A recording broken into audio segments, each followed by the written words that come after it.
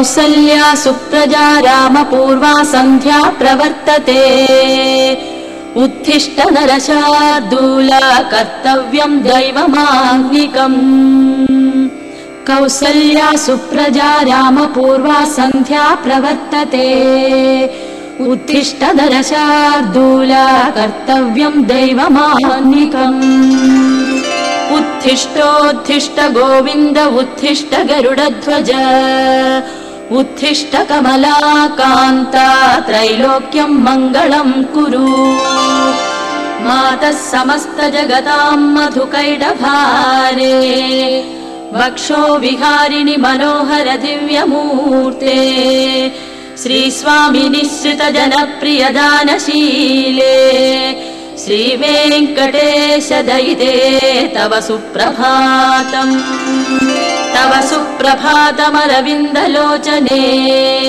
भवतु प्रसन्नमुखचन्द्रमण्डले विधिशङ्करेन्द्रवनिताभिदर्चिते वृषशैलनाथ दयिते दयानिधे अत्र्यादिसप्तऋषयः समुपास्य सन्ध्याम् आकाश सिन्धु कमलानि मनोहराणि आदाय पादयुगमर्चयितुं प्रपन्नाः शेषाद्रिशेखर विभो तव सुप्रभातम् पञ्चाननाब्ज भव षण्मुख वासवाद्याः त्रैविक्रमादिचरितं विभुतास्तुवन्ति भाषापदिः पठति वासरशुद्धिमारात् शेषाद्रिशेखर विभो तव सुप्रभातम् ईषत्प्रफुल्ल सरसीरुह नारिकेल पूगद्रुमादिसु मनोहर पालिकानाम्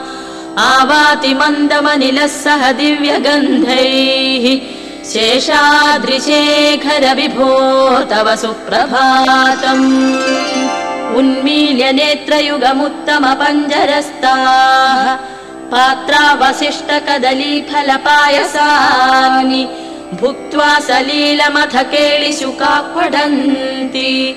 शेषाद्रिशेखर विभो तव सुप्रभातम् तन्त्री प्रकर्ष मधुरस्वनया विपञ्च्या गायत्यनन्तचरितं तव नारदोऽपि भाषा समग्रमसकृत्करचाररम्यम् शेषाद्रिशेखर विभो तव सुप्रभातम् भृङ्गावळी च मकरन्दरसानुविद्ध छङ्कारगीतनिनदैः सह सेवनाय निर्यात्युपान्त सरसी कमलोदरेभ्यः शेषाद्रिशेखर विभो तव सुप्रभातम् योषा गणेन वरदध्नि विमध्यमाने घोषालयेषु दधिमन्थन तीव्रघोषाः रोषात् कलिं विदधते ककुभश्च कुम्भाः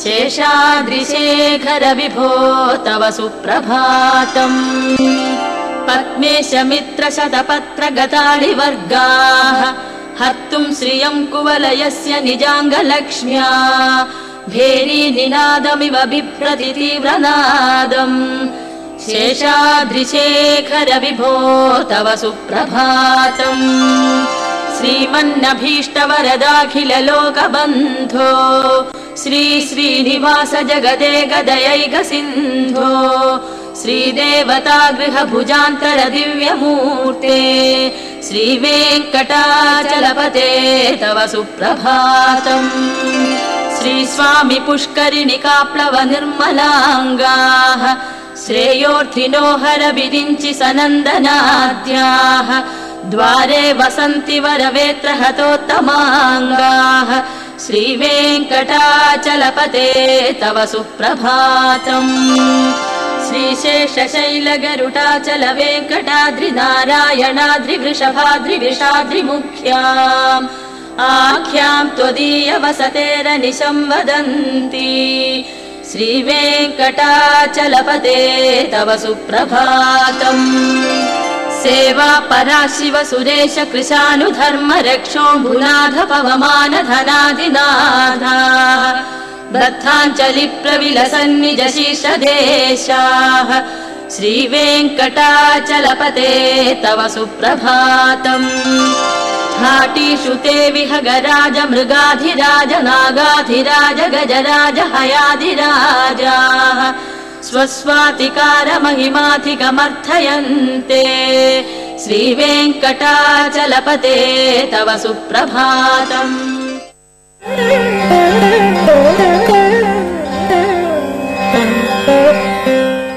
ప్రారంభ దశ అనండి లేదా ఒక మెట్టు దాటిన తర్వాత అనండి ఏదో మొత్తానికి చివరికి ధ్యానానికి వెళ్తాం, అది వేరే విషయం. ప్రారంభ దశలో కానీ మనం నామరూపాలకి ఎంత ప్రాధాన్యత ఇస్తాం. ఒక ఆధార్ కార్డ్ అన్నప్పుడు ఆధార్ కార్డులో ఫోటో ఉండాలి కదా, ఒక పాస్పోర్ట్ అన్నప్పుడు దాంట్లో ఒక ఫోటో ఉండాలి కదా, ఒక లైసెన్స్ అన్నప్పుడు ఆ లైసెన్స్ కార్డులో ఫోటో ఉండాలి కదా. అది విగ్రహారాధన కాదా? అది విగ్రహారాధనే. మన విగ్రహాన్ని మనమే ఆరాధన చేసుకుంటున్నాం, అది విగ్రహమే కదా. ఫోటో అంటే ఏమిటి? విగ్రహం. విగ్రహం అంటే రాయి అనే అర్థమా? రాయి అనే అర్థమైతే పూరీ జగన్నాథులో ఉన్నది అసలు విగ్రహం కాదు, దేవతామూర్తి అని ఒప్పుకోవాలి మీరు. ఎందుకంటే పూరీ జగన్నాథులో ఉన్నది రాయి కాదు, దారు విగ్రహం, చెక్క విగ్రహం. అయితే చక్ర విగ్రహాన్ని దేవుడు అని ఒప్పుకుంటారా? అలా మాట్లాడే వాళ్ళకి వాళ్ళ మాటల్లోనే సమాధానం ఉంది, కానీ తెలియట్లేదు వాళ్ళకి. చాలా తప్పుగా తెలియక మాట్లాడుతున్నారు. మహర్షులు ఎంతో సంశోధన చేసి మనకొక్కడికి ఆ స్థితి వచ్చేసింది అని మొత్తం ప్రపంచాన్ని తిట్టడం చాలా పొరపాటు, చాలా తప్పు. అది కొంతమంది అంటారు కదా, ఏం వీళ్ళంతా పిచ్చివాళ్ళు విగ్రహారాధన చేస్తారని కొందరు అంటారు. తెలియక మాట్లాడుతున్నారు, అజ్ఞానంతో మాట్లాడుతున్నారు. మనం ఆ స్థితిని దాటిపోయాం, గొప్పవాళ్ళు అయిపోయాం. వాళ్ళేం గొప్పవాళ్ళు అవ్వలేదు, ఊరికే అలా అనుకుని మమ్మల్ని మేము గొప్పవాళ్ళం అనుకుని మాకు ఈ విగ్రహారాధనలు ఇవన్నీ నచ్చవండి. అయితే ఇంకేంటి, తినటం పడుకోవటం మాత్రమేనా ప్రపంచం అంటే? ఏవి వద్దు అంటే ఎలా నడిచేది ప్రపంచం? కావాలండి, విగ్రహం కావాలి. నామరూపాలు లేకుండా ప్రపంచం నడవదు. అస్థి భాతి ప్రియం రూపం నామచేత్యంశ పంచకం. అస్థి భాతి ప్రియం, ఈ మూడు సచ్చిదానంద లక్షణాలు మనకు తెలియవు. అస్థి ఉన్నాడు పరమాత్మ, ఎలా ఉన్నాడండి అని అడుగుతాం మనం వెంటనే. ఉన్నాడు పరమాత్మ తెలుసుకో అంటే తెలియదు మనస్సుకి. అస్థి భాతి ప్రకాశ రూపంగా ఉన్నాడు, అది కూడా మనకు అర్థం కాదు. అయితే కరెంటు పోతుంది కదా అంటాం మనం, ప్రకాశ రూపంగా ఉన్నాడంటే. ప్రకాశం అంటే చైతన్యం, జ్ఞానం అనే అర్థం కాదు మనకి, కష్టం అది. ఆ లెవెల్కి ఉన్నటువంటి వెళ్ళమంటే ఎలా వెళ్తారు? ప్రియం, అందరికీ ఆనందాన్ని కలిగిస్తూ ఉన్నాడు. అయ్యో మాకు ఆనందం లేదే అంటారు చాలామంది, మేము కష్టంగా ఉన్నామే అంటారు చాలామంది. ఎలా చెప్పటం? అందుకనే రూప నామ ఇవి రెండు చాలా ప్రధానం. ఇవి రెండు ఆ స్థాయిలో ఉన్నప్పుడు మనం ఉపాసన చేయాలి. నామ అన్నప్పుడు సంతకం పెడతాం చెక్ మీద. ఏంటి నామ సంకీర్తన, దీనివల్ల ఏం ప్రయోజనం అంటే లౌకికంగా మనకు తెలుస్తోంది దాని ప్రయోజనం ఏమిటి అని. చెక్లో 10 కోట్ల రూపాయలు రాసేసానండి, తీసుకెళ్ళి చూస్తే సంతకమే లేదు, గుప్త దానం అన్నాడు వాడు. ఏమిట్రా సంతకమే చేయలేదంటే, నేను గుప్త దానాలు చేస్తానండి, పేరు చెప్పుకోవడం ఇష్టం లేదండి నాకని. అది చెల్లుతుందా? నామ పేరు రాయాలి, సంతకం పెట్టాలి. నామ ఉపాసన చేస్తున్నామా లేదా? నామ సంకీర్తన చేస్తున్నామా లేదా? మన నామాన్ని మనం కీర్తన చేసుకోవచ్చు, కానీ పరమాత్మ నామాన్ని కీర్తన చేయకూడదా? ఇదేం న్యాయం అండి? ఇదేం ధర్మం అండి? తెలుసుకోకుండా మాట్లాడే మాటలు వినకూడదు. ఎందుకంటే మనం ఇలా వచ్చాం, అలా వెళ్ళిపోతాం. మహర్షులు ఎన్నో వేల సంవత్సరాలు ఉండి సంశోధన చేసి మన కోసం అద్భుతమైన ఆ రహస్యాలను అందించారు. వాటిని పట్టుకుని ఆ బాటలో వెళ్ళిపోవటం ఎంతే సుఖంగా. మహాత్మనో ఏనగతస్స పంథాః, మహాత్ములు ఏ దారిలో వెళ్ళారో అది కదా దారి అంటే. వాళ్ళు వెళ్ళారు, చేరారు. అరే మేమంతా చేరాంరా, మీరు కూడా రండిరా అని ఆ తీరంలో ఆ ఒడ్డులో ఉండి పిలుస్తున్నారు.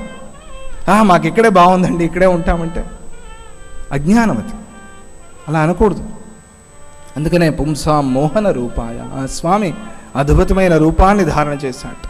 ఆ రూపాన్ని మనం ఈ రోజుకి కూడా పెట్టుకుని సీతారామచంద్రులు, సీతారామ లక్ష్మణులు ఆరాధన చేస్తున్నాం. స్వాతంత్రం రావటానికి మూలం ఏదో తెలుసా? వాడ రామాలయాలు వచ్చాయి 1930sలో. 19th అంటే 1900 సంవత్సరం నుంచి ప్రారంభం చేసి మీరు చూడండి చరిత్ర.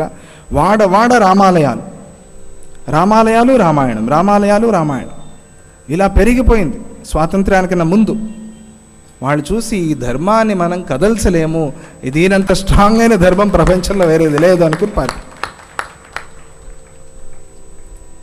అలా మనకి స్వాతంత్రాన్ని ఇప్పించిన తర్వాత ఒక తరం, ఒక జనరేషన్ మర్చిపోయారు. తర్వాత స్వాతంత్రం వచ్చేసింది కదా, బాగా ఇంకేం హాయిగా ఉన్నా, మన ఇష్టం, అన్నీ ఎగిరిపోయాయి. ఆ స్థితి రావటం వల్ల మనం కొద్దిగా వెనకబడ్డామేమో అని అనిపిస్తుంది.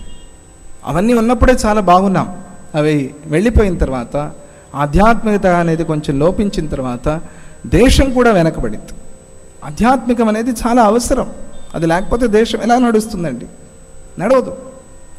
తిను పడుకో అని ఇష్టం సంపాదన చేయంటే అలా నడవదు ప్రపంచం. అది ప్రాక్టికల్ కాదు, అది అసలైన విషయం కాదు. మనం ఏదో దాచి మాట్లాడుతున్నాం, మనం తప్పు మాట్లాడుతున్నాం. అది అసలైన విషయం కాదు. సామాజికం, ఆధ్యాత్మికం రెండు కళ్ళలాగా ప్రపంచానికి రెండూ బాగుండాలి. ఒక కంటితో చూస్తానంటే కాకిలాగా చూడాల్సి వస్తుంది. అది కాదు కదా మన వల్ల. అందుకనే అటువంటి రూపాన్ని ఆయన ఆ రోజు చూపించాడు. కాబట్టి మహర్షులకి శ్రీరాముడిని అడిగారు ఋషులంతా, ఆయన ఒక్క ఆలింగనం మమ్మల్ని తరింపు చేయి అన్నప్పుడు శ్రీరాముడు అన్నట్ట. ఇతర రామాయణాల్లో చెప్తారు, ఏమన్నాడు? ఇప్పుడు కాదు, నేను కృష్ణావతారాన్ని ధారణ చేస్తాను. రాబోయే యుగంలో, ద్వాపర యుగంలో కృష్ణావతారాన్ని ధారణ చేసినప్పుడు మీరందరూ కూడా గోపికలుగా అవతరించిరండి అన్నాడు స్వామి. అందుకనే కృష్ణావతారాన్ని స్వామి ధారణ చేశాడు. ఆ మహర్షులకి గోపికలుగా ఉన్నప్పుడు ఆయన ముక్తినిచ్చాడు. ఏ స్త్రీ రూపాన్నైతే వాళ్ళు మనస్సులో ఈ స్త్రీ రూపం వల్ల మేము మోక్షాన్ని పొందలేకపోతున్నాం అనుకున్నారు, ఆ స్త్రీ రూపాన్నే ఇచ్చి ఆ రూపంలోనే మోక్షాన్ని ఇచ్చాడు ఆయన. అది చాలా చిత్రం. అది రామావతారంలో గల విశిష్ట ఒక లక్షణం. అలా శ్రీరాముడు మహర్షులందరినీ కూడా అనుగ్రహించి, ఆ సమయంలో ఋషులందరూ కూడా ఆయన్ని ప్రార్థన చేశారు. రామ, మేము ఈ రాక్షసులకి చాలా బాధపడుతున్నాం, భయపడుతున్నాం. ఈ రాక్షసుల బాధని మాకు తొలగించు. ఎందుకని తొలగించాలి?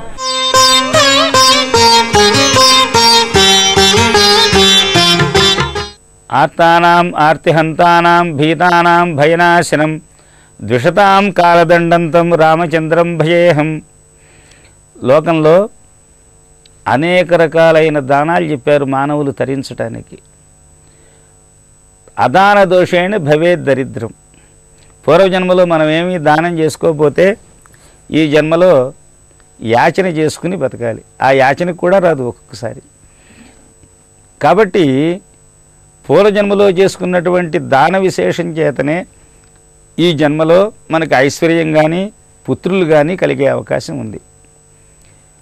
అలాంటి దానం చేయనటువంటి వాడు ఇహలోకంలో సుఖం పడలేడు కదా.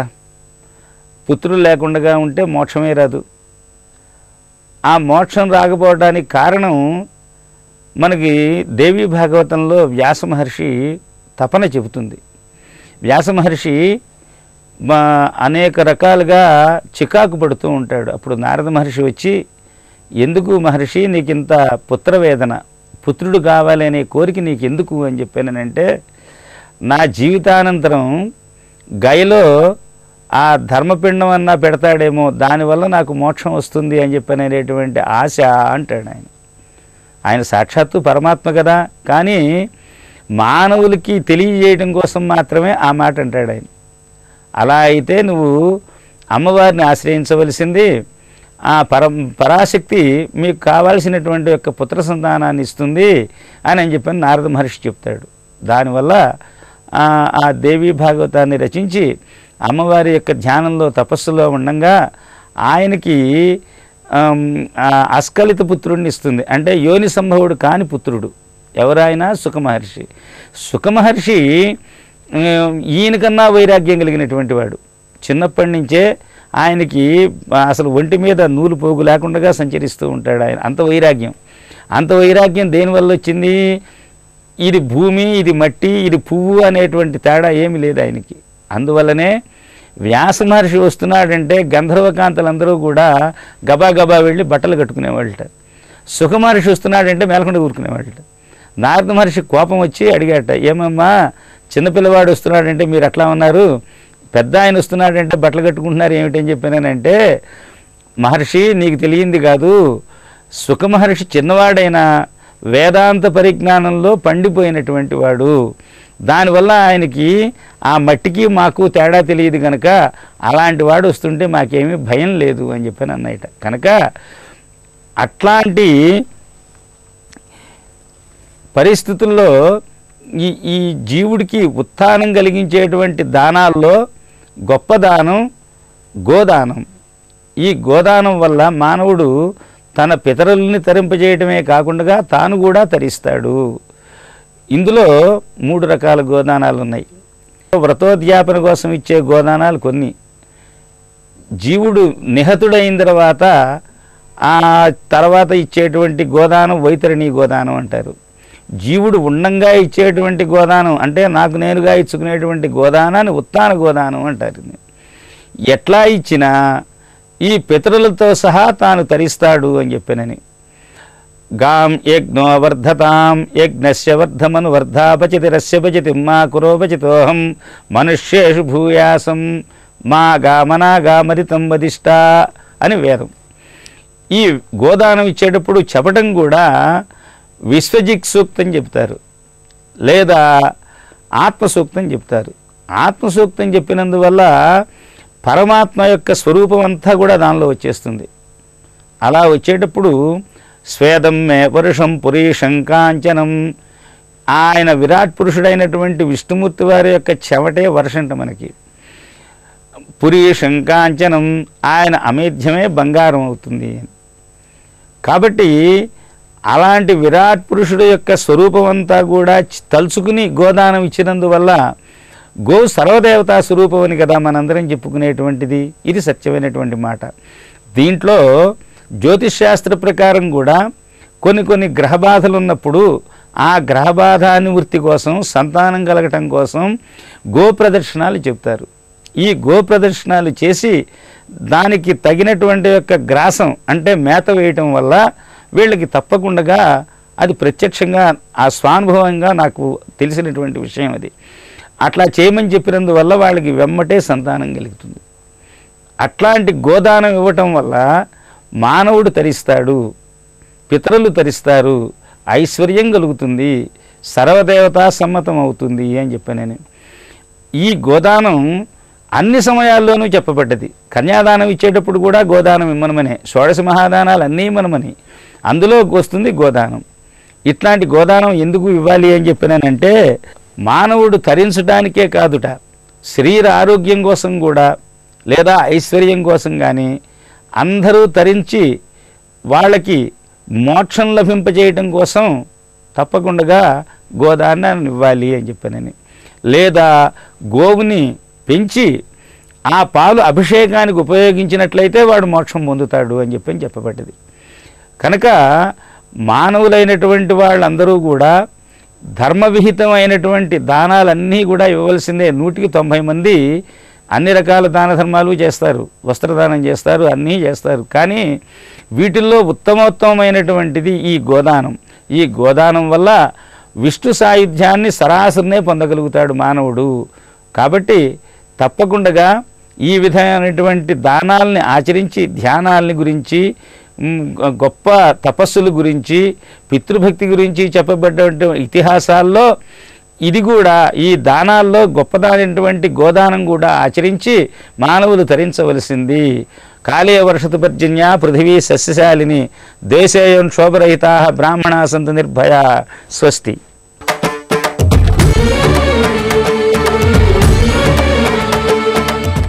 ఇలాంటి కొండలందరూ ఆయనకున్న రోమాలు, ఆయన నెత్తి మీద ఉన్న వెంట్రుకలు, ఈ కొండలన్నీ, ఈ కొండల మీద ఉన్న చెట్లన్నీ రోమాగ్రాలు అంటే తల వెంట్రుక చివరి ప్రాంతాలు. పిచ్చివాడ, ఆయన కంటే ఐశ్వర్యవంతుడు మరొకడు లేడు. అసలు ఐశ్వర్యం అంటేనే ఈశ్వర లక్షణం అని నీవు గ్రహించు అనగా, మీరు చెబితే నేను కాదన్న కానండి, మరి మావిడి సంగతో అనగానే ఇప్పుడు అరుంధతీదేవి వెళ్ళి కోపగృహం దగ్గర తలుపు తట్టింది. నేను తీయను అనగానే, మీ ఆయన కాదులే అమ్మా, నేను అరుంధతిని వచ్చాను అన్నది. వెంటనే మేనకాదేవి తలుపు తీసి బయటకు వచ్చింది. ఓ మేనక, సాధ్వి, సప్త ఋషులం మేము వచ్చాం, తలుపు తీయడం కాదు, తలుపు తీసుకుని ఆ కోపగృహంలోంచి బయటికి రా, లోపల ఉన్నంత వరకు నీ బుద్ధి మారదు, ఆ గృహంలోంచి బయటకు వచ్చావా ఆగ్రహం తగ్గుతుంది అనగానే, అహోద్యకిమిదం పుణ్యమస్మాకం పుణ్యజన్మనాం, ఎంత పుణ్యం చేసుకున్నానో నేను. ఎన్నాళ్ళకి అమ్మని అరుంధతిని చూచాను, ఎప్పుడో పెళ్లిలో ఆకాశంలో నక్షత్రంగా ఉండగా మా ఆయనకి నాకు చూపించాడు బృహస్పతి గారు. ఇప్పుడు నిన్ను కళ్ళారా చూశాను, తల్లి దయ చూపించు, నీ కూతురు లాంటి దాన్ని, ఇదే నీ కూతురుని అయితే తీసుకెళ్ళి ఎవడన్నా పనికిమాల వాడికి ఇచ్చి పెళ్లి చేస్తావా? మీరు ఎందుకు వచ్చారో నాకు మిమ్మల్ని చూడగానే అర్థమైపోయింది. ఈ సప్త ఋషులు ఒట్టినే వస్తారా? శివపక్షపాతంతో వస్తారు. ఋషులకి, నారదుడికి ముఖ్యంగా అందరికీ శివుడు అంటే పక్షపాతం. జ్ఞానులు అనుకున్న వాళ్ళందరూ అజ్ఞానంలో పడిపోయి శివుడు శివుడిని జపం చేస్తున్నారు. నాకు మాత్రం శివుడిని చూస్తే ఒళ్ళంతా కంపరం పుడుతున్నది. అమ్మ అరుంధతి, నీకే కనుక బంగారం లాంటి కూతురు ఉంటే ఆ కూతుర్ని చూస్తూ చూస్తూ సంపదలు లేని భిక్షుకుడికి ఇచ్చి పెళ్లి చేస్తావనగానే, వెర్రి తల్లి నీకేం తెలుసు, 1,00,000 సంవత్సరాలు యోగనిష్టతో తపస్సు చేశాను నేను ఒకప్పుడు. ఈ భూమండలం అంతా కరువుతో నిండిపోయింది. నా భర్త కూడా తపస్సుకు వెళ్ళాడు. అప్పుడు నేను కూడా నా భర్తని రోజు మనస్సులో స్మరించుకుంటూ శివనామ సంకీర్తన చేసేదాన్ని. 1,00,000 సంవత్సరాల పాటు తపస్సు చేస్తున్న రోజుల్లో ఒక భయంకరమైన కరువు వచ్చింది. ఆ కరువు కాలంలో ఓం నమ శివాయ అనే మంత్రం చదువుతూ నేల మీద ఉన్న మట్టి కొంచెం ఇలా పెకలించేదాన్ని నేను. ఆ పెకలించగానే ఆ మట్టిలో నుంచి ధారాపాతంగా గంగానది పైకి వచ్చింది. వర్షాలు లేవు, నదులు ఎండిపోయాయి, నీళ్లు లేవు అనుకున్న సమయంలో శివనామ సంకీర్తన ప్రభావంతో నేల మీద మట్టి బెడ్డ తీయగానే అందులోంచి అఖండ గంగాధార పైకి ప్రవహించింది. ఆ గంగాధారతో నా ఆశ్రమ ప్రాంగణంలో రకరకాల పంటలు పండాయి. ఆ పంటలు నిమిషాలలో పిండి వంటలుగా మారిపోయాయి. ఆ అపూర్వమైన పిండి వంటలతో భూమండలాన్ని అంతటినీ నేను పోషించాను. 1,00,000 సంవత్సరాలు మంచినీరు ఇవ్వగలిగాను. శివనామ సంకీర్తనతో సకల సంపదలను ఈ లోకానికి అందించగలిగాను. తిండి లేని వారికి తిండి పెట్టగలిగాను. ఆనాడు నువ్వు ఎక్కడున్నావు? నీ హిమాలయ పర్వతం ఎండిపోయి మీరు కూడా శుష్కించిపోయారు. గంగానది ఇక్కడ ప్రవహించలేదు ఆ కాలంలో. అప్పుడు నీకు తెలుసు ఇదంతా శివనామస్మరణ మహాప్రభావం అంటే. వెర్రిదానా, నన్ను నమ్ము. ఈశ్వరుడంటే సర్వవ్యాపకుడైన అనంతుడు, ప్రభువు అని గట్టిగా నచ్చ చెప్పగా చివరికి అతి కష్టం మీద, ఏమండి మీరు చెప్పిన దాన్ని బట్టి కొంచెం శివుడు దేవుడు అనిపిస్తున్నది, కానీ మరి ఆ రూపం చూస్తే నాకు భయం వేస్తుందండి అనగానే నేను ఒక రహస్యం చెబుతున్నాను విను. శివస్య పత్నీయం శైల జన్మని జన్మని కల్పే కల్పే బుద్ధిరూప జ్ఞానినాం జననీపుర. అసలు అమ్మవారికి నువ్వు పెళ్లి చేయక్కర్లా. ఈవిడ తలుచుకుంటే ఏ క్షణంలో అయినా శివుడి యొక్క శరీరంలో సగభాగంలో ప్రవేశిస్తుంది. కొన్ని కోట్ల కోట్ల యుగాల నుంచి ఈ జగన్మాత శివుడిలో భాగం. ఆవిడప్పటి వరకు చండి, జగద్ధాత్రి, కూష్మాండ, శైలపుత్రి, మహాత్మ, బ్రహ్మచారిణి, బుద్ధిమతి, జ్ఞానవతి, శైలూష ఇత్యాది నామములతో ఇప్పటికి 1,001 పర్యాయములు రూపములు ధరించి శివుణ్ణి పెళ్ళాడింది. ఆ తర్వాత ఎప్పటికప్పుడు కావాలని లీలతో ఆ రూపం విడిచిపెట్టి కపాలాన్ని శివుడికిచ్చి తాను మళ్ళీ ఇంకో రూపం ధరిస్తున్నది. ఆ కపాలములే శివుడు భార్య మీద ఉన్న ప్రేమతో తన మెడలో గుదిగుచ్చి దండగా వేసుకున్నాడు. ఈశ్వరుడి మెడలో కపాలమాల ఉందని భయపడుతున్నవన్నీ కపాలములు నీ కూతురి యొక్క కపాలములే. ఆవిడ జన్మెత్తుతుంది, ఆయన జన్మెత్తడు. ఈవిడ సమస్త లోకాలని పరిపాలించే అమ్మవారు. అమ్మవారికి ప్రకృతి గనక, ప్రకృతి ఎప్పుడు ఒక రకంగా ఉండకూడదు గనక ఒక్కొక్కప్పుడు పుర్రిగా మారి వికృతి అయిపోతుంది, మళ్ళీ పుట్టి ప్రకృతి అవుతూ ఉంటుంది. కిందటి జన్మలో దక్షుడి కూతురు దాక్షాయణి సతీదేవి కావాలని తన శరీరాన్ని అగ్నికి ఆహుతి చేసి ఇప్పుడు మళ్ళీ పార్వతి అనే పేరుతో పునర్జన్మ ఎత్తింది.